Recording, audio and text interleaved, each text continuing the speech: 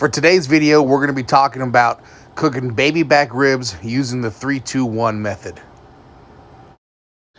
First thing you got to do, obviously, is pick yourself up some baby back ribs. I grabbed these at my local grocery store. When you get them home, lay them out, and the first basic step is removing the membrane from the back of the ribs. There's a ton of videos on YouTube on how to get that done. It's a real simple process. All you really need is a butter knife and some paper towels, and that thing will come right off. Now, if we were doing a competition here, is we would really take the time to trim these ribs up, get a lot of that extra fat you don't need off, and make them look really pretty. But these ribs are just for eating at home, so we're not going to do all that, and we're going to jump right into the next step. And for us, the way we do ribs, whether it be competition or whether we're doing it at home for our families, is we like to start off with a very thin coat of yellow mustard, just plain yellow mustard.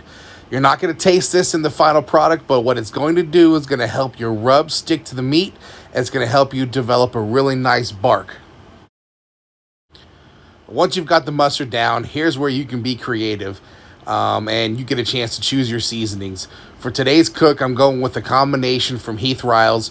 Use some of his garlic jalapeno rub, his pecan rub, his honey rub, and his sweet rub. This combination of rubs not only produces a really good flavor, but also produces an awesome color. As you can see from the picture, you get a really nice red color even before you started cooking. Whatever you're cooking on, I recommend getting your cooker up to about 275 degrees.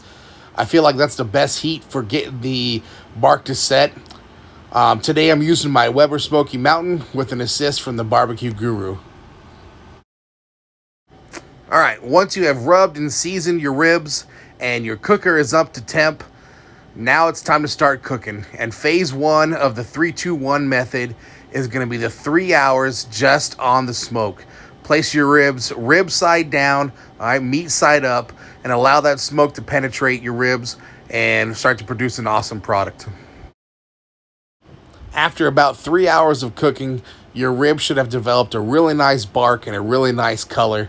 I'd recommend starting to check them about 2 hours into the cook. You don't want them getting too dark, but usually about that 2.5, 3 hour mark, you're perfect, and your bark is set and you're ready to move on to the next step of the 3-2-1 method. We are now ready for step 2 of your 3-2-1 method for cooking baby back ribs. This is the step where you're going to wrap them in foil.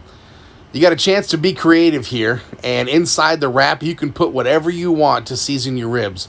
For this particular cook, I decided to throw down a little bit more of the honey rub, and I added a mixture from Heath Riles, what he calls his rib bath, that has a bunch of different seasonings in it along with some apple juice, and added that to the foil wrap as well.